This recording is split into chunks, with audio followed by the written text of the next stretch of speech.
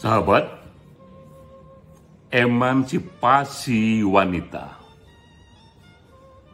kesetaraan wanita, gender equality, itu bukan hanya perjuangan kaum wanita, tapi perjuangan manusia. Itu bukan hanya female fight, tapi human fight. Inilah kutipan dari Frida Pinto. Ini seorang artis India yang terkenal dalam film yang gemilang Slumdog Millionaire. Kita tahu Frida Pinto menyatakan ini karena ia melihat masih kuatnya diskriminasi atas wanita tak hanya di India, tapi di banyak negara dunia ketiga. Karena itulah ia katakan, emansipasi wanita, gender equality harus kembali dikibarkan, namun jangan salah, ini bukan hanya female fight, tapi human fight. Dengan kutipan inilah kita masuk ke dalam buku Liz Markus. Ini buku yang sangat bagus, judulnya Merebut Tafsir, dan inilah yang akan kita diskusikan dalam webinar minggu ini. Sebagaimana dengan Frida Pinto, Liz Markus datang dengan nada dasar yang sama, memperjuangkan spirit yang sama bahwa pentingnya emansipasi wanita, pentingnya gender equality di ruang publik. Namun di manakah letak kendala bagi gender equality itu? Jika kendalanya ada pada struktur sosial, maka struktur sosial itulah yang harus dirubah. Tapi jika kendalanya ada pada tafsir agama, ada pada teks kitab suci, ada pada tradisi, maka tafsir itulah yang harus direbut. Sehingga judulnya sangat seksi sekali, Merebut Tafsir. Merebut tafsir dalam rangka emansipasi wanita. Saya sudah baca buku Liz Markus ini ada 98 kasus merebut tafsir, ya. 98 kasus, ya. Memang sejak wafatnya Nabi, maka tiada lagi otoritas tunggal untuk menafsir agama. Agama kemudian tersisa adalah pertarungan tafsir. Agama menjadi pilihan tafsir. Tafsir mana yang dominan di satu masa, di satu komunitas, itu sangat tergantung tafsir mana yang memenangkan pertarungan gagasan dalam pasar bebas. Kita apresiasi buku Liz Markus ini, namun kita mengajukan dua pertanyaan. Pertama adalah sebenarnya seberapa penting merebut tafsir agama itu? Kedua, sebenarnya seberapa beragam tafsir itu dimungkinkan sehingga ia perlu direbut. Nah, untuk itulah melengkapi buku Liz Markus, saya mengutip riset hasil data dari berbagai lembaga-lembaga internasional. Saya mulai dulu dari slide ini. Ini survei Gallup Poll di tahun 2009. Gallup mencoba meriset lebih dari 150 negara untuk mengetahui sebenarnya seberapa penting agama bagi populasi negara itu. Karena jika agama sangat penting, dengan sendirinya merebut tafsir itu menjadi sangat sentral, Tapi untuk agama yang perannya dianggap tak lagi terlalu penting, merebut tafsir agama tak lagi terlalu sentral, karena ruang publik lebih ditentukan oleh peradaban lain di luar agama seperti public policy. Mencengangkan, Gallup menemukan data yang menghubungkan tingkat pentingnya agama bagi populasi dengan kondisi ekonomi negara itu, dengan kesejahteraan negara itu, dan keluarlah itu pernyataan yang sangat provokatif bahwa agama umumnya dianggap penting, sangat penting untuk negara-negara yang miskin. Gallup sendiri membuat ada 5 kategori income negara. Semakin tinggi income satu negara, semakin agama tak lagi dianggap penting. Di sini misalnya ia contohkan, ini kasus di mana income negara itu 2.000 US dollar. Jadi kira-kira sekitar 30 juta per tahun. Untuk negara-negara yang income-nya rata-rata, warga negaranya rata-rata income-nya 30 juta setahun, umumnya 95% menyatakan agama sangat penting. Tapi di ujung lainnya, untuk negara-negara yang penghasilan yang per kapita income-nya rata-rata 25.000 per tahun, sekitar kira-kira 400 juta setahun. Jika warga negara penghasilan rata-ratanya 400 juta setahun, maka bagi mayoritas agama tak lagi dianggap penting. Jadi ini data yang menarik dari Gallup, karena clear sekali, sistematik sekali. Makin tinggi income satu negara, makin agama itu tak lagi dianggap penting. Kita lihat contoh-contoh selanjutnya. Nah, ini contoh-contoh yang konkretnya, bahwa di Bangladesh, di Indonesia, di Burundi, di negara-negara Afrika, yang income per kapitanya itu di bawah 5.000 US dollar, di bawah 100 juta per tahun, yang menyatakan agama penting itu sekitar 99%, 98%. Di negara inilah ketika peran agama penting, merebut tafsir, itu bagian dari membuat ruang publik lebih nyaman. Tapi contoh lainnya di sini, Gallup juga menyatakan di negara-negara yang sangat kaya seperti Denmark, Swedia, di sana yang menyatakan agama penting tinggal 19%. Di Swedia bahkan hanya 17% populasi mengatakan iya agama penting. Juga di misalnya sini di Prancis hanya 30% yang menyatakan agama penting. Nah, di negara-negara seperti ini, merebut tafsir agama tak lagi terlalu dominan karena mainstream ruang publik sudah diisi oleh peradaban yang bersandarkan pada public policy, dan umumnya di negara modern seperti itu prinsip-prinsip hak asasi manusia, prinsip-prinsip gender equality sudah sangat kokoh sekali, ada dalam konstitusi, ada dalam aturan-aturan undang-undang yang lebih rendah, dan juga sudah ada dalam kultur masyarakat. Jadi variabel pertama yang menentukan seberapa penting merebut tafsir itu adalah level ekonomi sebuah negara.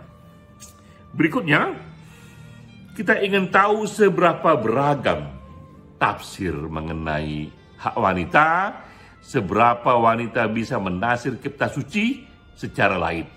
Ini ada riset berikutnya dari Pew Research Center mengenai women in society. Bagaimana wanita di masyarakat dalam pandangan para penganut agama Islam, ya. Di sini misalnya kita langsung lihat kasusnya, ya. Pew Research Center menanyakan ini ke begitu banyak negara, mulai dari negara Bosnia sampai Indonesia, sampai ke Nigeria, Kongo, Ethiopia. Ini satu kasus untuk ditanyakan sebenarnya seberapa wanita itu berhak menentukan bagi dirinya sendiri memakai jilbab atau tidak. Bagaimana dia menafsir kitab suci soal hak wanita menentukan dirinya sendiri untuk bisa memakai jilbab atau tidak memakai jilbab. Nah, dalam riset ini kita lihat begitu beragamnya kemungkinan tafsir itu. Di Bosnia misalnya, 92% populasi penganut muslim di sana, baik itu laki dan perempuan, menyatakan bahwa 92% wanita berhak menentukan bagi dirinya sendiri ingin memakai jilbab atau tidak. Tapi di negara seperti Nigeria, hanya 30% yang menyatakan wanita punya hak untuk memilih bagi dirinya sendiri pakai jilbab atau tidak, karena sisanya ini ketentuan kitab suci tak bisa ditafsir secara lain. Tafsir ini tak bisa direbut ya.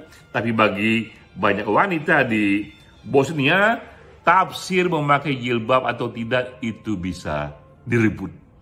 Jadi kita lihat dalam negara-negara muslim ini, dalam negara-negara yang majoriti publiknya muslim ini, bahkan untuk isu seberapa wanita bisa menafsirkan memakai jilbab, itu range-nya dari 30% hingga 92%. Begitu beragam kemungkinannya.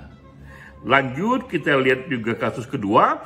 Sekarang ini untuk isu tafsir seberapa wanita punya hak untuk menceraikan suaminya. Ini lagi-lagi diriset di berbagai negara, mulai dari Bosnia, Indonesia, Malaysia, Afrika, di berbagai negara muslim yang berjumlah sekitar 50 negara. Apakah wanita punya hak untuk menceraikan suaminya? Lagi-lagi kita lihat di sini keragaman hasilnya ya. Di Bosnia 94% mereka mengatakan ya, wanita punya hak untuk menceraikan suaminya. Ia punya hak untuk menafsir itu. Ia bisa merebut tafsir itu. Tapi di Malaysia hanya 8% yang menyatakan wanita punya hak menafsir itu, karena sisanya semua sudah ada di kitab suci, tertera di sana bahwa wanita misalnya tidak punya hak menceraikan suaminya, dan kita tinggal ikut saja apanya pula yang mau kita rebut jika kitab suci sudah menyatakan seperti itu. Dan sekali lagi kita lihat, bahkan di negara-negara muslim sendiri, hak merebut tafsir itu untuk isu wanita boleh menceraikan suaminya begitu beragam, dari 8% ke 94%. Lalu dari sini kita bertanya, ketika kita ingin merebut tafsir, variabel apa saja yang menentukan? Apa saja yang membuat kita harus mempertimbangkan variabel apa saja yang mempengaruhi seseorang merebut tafsir, menafsirkan dengan sedemikian rupa? Maka kita bisa menyatakan 3 hal ini. Pertama adalah sangat tergantung dari level ekonomi sebuah negara. Makin kaya negara itu, ketika peran agama tak lagi terlalu penting, maka masalah tafsir agama, perebutan tafsir agama tak lagi terlalu dominan, karena apa yang akan berpengaruh di ruang publik, apa yang akan menjadi hukum, apa yang akan menjadi tradisi, itu bukan lagi ajaran agama, tapi peradaban yang dibuat berdasarkan public policy, peradaban yang dibuat berdasarkan hak asasi manusia. Di variabel ini, di negara-negara yang income-nya besar sekali, merebut tafsir tak terlalu penting. Tapi di negara-negara miskin, di mana peran agama masih di atas 90%, bahkan agama lebih kuat ditaati ketimbang public policy, merebut tafsir menjadi sangat vital. Itu variabel pertama. Variabel kedua yang juga sangat menentukan adalah expose pada modernitas. Expose kepada informasi Sebenarnya ketika kita katakan negara yang kaya itu agama tak lagi berperan, tersirat dalam negara yang kaya itu adalah tingginya level pendidikan warga negara, tersirat juga di sana adalah sudah tingginya exposure, sudah tingginya akses warga negara setempat kepada informasi.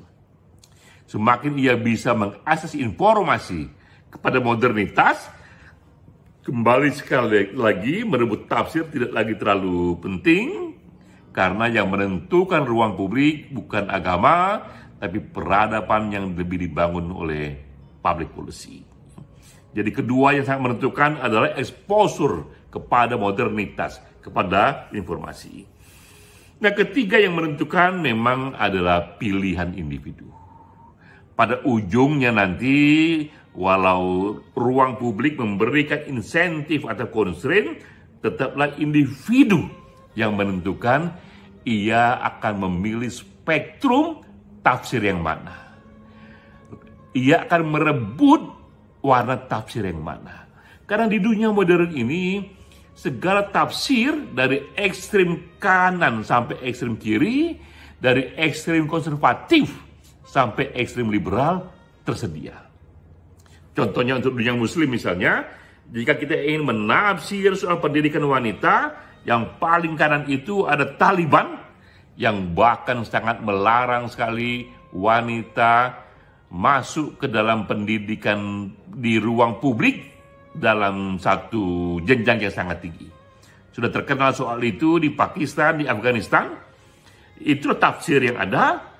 Tapi kalau kita ke ekstrem liberal di Amerika Serikat misalnya, di sana ada progressive Muslim values, hak-hak wanitanya di sana sudah sangat tinggi sekali, emansipasi wanita di sana tidak lagi soal pendidikan, soal kesempatan kerja, gender equality di ruang publik, ya, tapi sudah masuk kepada kesetaraan hak wanita untuk ritus agama.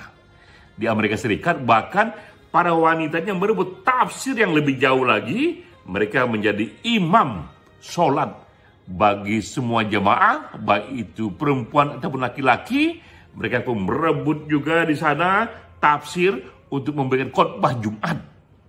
Jadi wanita memberikan khotbah Jumat, dan itu sudah terjadi. Bahkan lebih jauh lagi, para wanita pun merebut tafsir untuk perkawinan sejenis.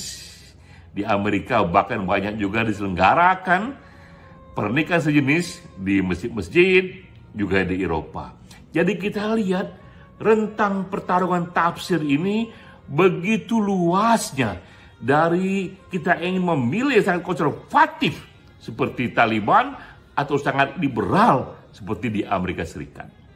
Di Indonesia saya kira para feminis di sini, sehebat-hebatnya feminis di Indonesia, belumlah mereka seliberal teman-temannya di Amerika yang berani memperjuangkan tafsir seperti tadi itu, untuk menjadi imam sholat di masjid, untuk memberikan khotbah Jumat misalnya, atau untuk mendukung satu pernikahan sejenis di masjid, yang juga memang di sini belum tersedia kultur untuk itu. Tiga ini menentukan level ekonomi negara, ekspos kepada modernitas, dan pilihan individu. Sekali lagi, kita mengapresiasi dengan sangat buku Lis Markus ini merebut tafsir, dan memang di Indonesia yang agama masih sangat dominan, penting bagi terutama kita semua untuk ikut merebut tafsir pro kepada gender equality. Ini bukan hanya pertarungan dan perjuangan wanita, bukan hanya female fight, tapi ini adalah human fight. Selamat kepada Lis Markus atas bukunya. Semoga ini ikut memberi kontribusi bagi semakin dalamnya gender equality di Indonesia. Salam.